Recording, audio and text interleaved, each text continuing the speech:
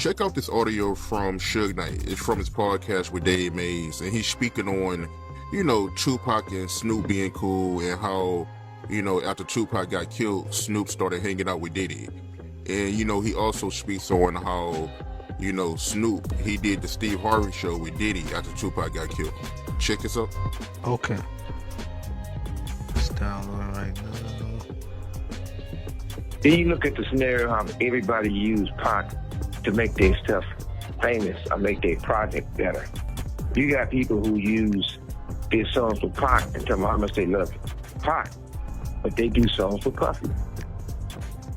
You got Steve Harvey, old bitch ass.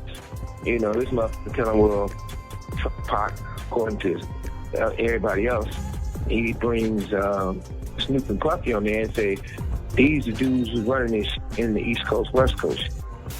What's up, Snoop? What's up, huh? Hey, whoa. Wait a minute, fellas here. Hold up. I know all about this East Coast, West Coast rivalry thing here, but we in Chicago now. This rivalry stuff, we gotta stop it, man. We stop that, we stop a lot of this violence. Yo, Steve, check this, man. All that East Coast, West Coast stuff is a bunch of media hype. It's been my dog from day one, you know what I'm saying? It's all good between me and him. That's my peoples. Well, that's what we came in for. We came in to light it up and ride it up. We made music. Now, Pac, if you love Pac so much, how you with the mother they got something to do with the first get down that happened to Pac in New York, then the second one. What you think about Suge comments? And I never asked you this before, but did you have an issue with Snoop hanging out with Diddy after Tupac got killed? I always felt that was wrong. I'm gonna just keep it real. I'm talking about from that, like now, okay. You know what I mean? I'm 46, Snoop probably early 50s. If he figured out now, he might go by the opinion like, okay, Puffy had nothing to do with Pac. We grown now. If he want to be his friend, no problem. But back then, that was just awkward. You know what I mean? And the reason why it was awkward to me that I never even like it because you knew how Pac felt about this. And then the mystery chatter exploded. The so-called tape rumors that set the internet on fire. People started asking wild questions. Was the person in that alleged video more powerful than Diddy? Younger? Higher up the food chain? Was it someone protected by a list? And if it wasn't Black, was it Bieber? Nothing was ever confirmed. Just whispers colliding with speculation. Rumors chasing shadows with no solid proof. But those who knew Diddy in his early years said the details, while shocking, weren't unheard of. Because in Hollywood and the music industry, strange stories have always existed just beneath the surface, quietly passed around until the noise gets too loud to ignore. A lot of people have been talking about for some time now. Alex, let me begin with you. The docuseries is entitled Sean Combs, The Reckoning. How is this one different from the others that have been out there? Well, I think that the biggest marker of what makes this film or the series different is how much time we took into putting into the making of the film, doing our due diligence to get the right voices, to the table, this is a series that spans over 30 years, so just by covering that much time, it took a lot of time for us to dig in and to kind of make sense of this story and to put this timeline together. Yeah, and it was like some never before seen footage that I'm going to talk to you about in just a moment. But Curtis, people know about this very public, long-standing feud that you've had with Sean Combs. So what brought you to this project? Well, I just want to make really hit television. I like the idea of it being exciting. And I picked this project and started working on it about 5 months before I found Alex. And I know that she has the artistic integrity that it would take to make it a great project. And there's the Quincy Jones era of production is find me that bass player because he's the baddest man out there in Chicago, and find me that keyboardist and fly them in from Miami, and we put them in and had the greatest jam session they ever heard, and it just always resulted in great hit music. And I take These rumors have floated around for years. Katt Williams summed it up bluntly, saying the streets believe certain names were quietly scrubbed just to keep the project alive. Whether it was Snoop, Kevin, Mays, Meek, Bieber, Usher, or others, the theory never really changed. The documentary showed the outer edges of the story, but the center was simply too explosive for the platform to touch. And as more leaks continue to surface, those once untouchable shields may not hold much longer.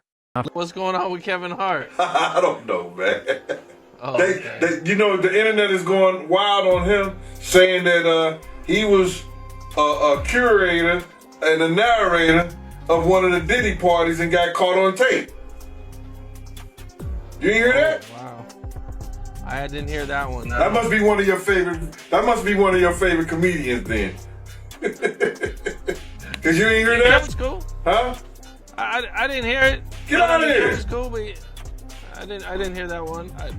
I must have missed it, man. I think I caught most of them. I think he almost fell in the tub with one of the girls. Diddy had some girls in the tub, a tub of baby oil or something like that, and he almost fell in the tub. It was crazy. You know, he would be one of the celebrities that I definitely wouldn't think would be involved in anything illegal, for sure. But you gotta realize this, man. People who get caught up in certain those things like that, those parties and things like that, is that they don't go there looking for that stuff. You gotta understand, they get caught up in the moment with the alcohol, the drugs, and then certain bottles that are laced with certain things that take you away from your normal self. And you end up probably doing something that you probably never do again in your life. You never get caught up in those things ever before. There are a lot of celebrities that go to these parties like this. And they not only Diddy parties. I went to a party before and You Can't Handle the Truth and King Kong Ain't Got Nothing on Me was at one of those parties. I was bodyguarding one of the girls. So what I'm saying is that it's rampant, and this was years ago. This was over 20 years ago. It's rampant in the music industry.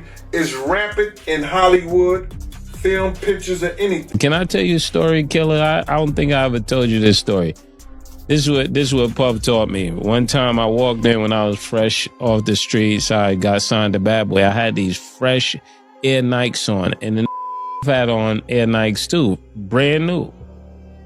I made a mistake and stepped on his sneaker, and the dirt was on his laces, on his white Airs. I said, man, my bad, because I had stepped in some dirt. You know, the nigga came back, put his feet in the dirt, and stepped all over my sneakers. I said, yo, what are you doing? He said, my bad. I said, yo.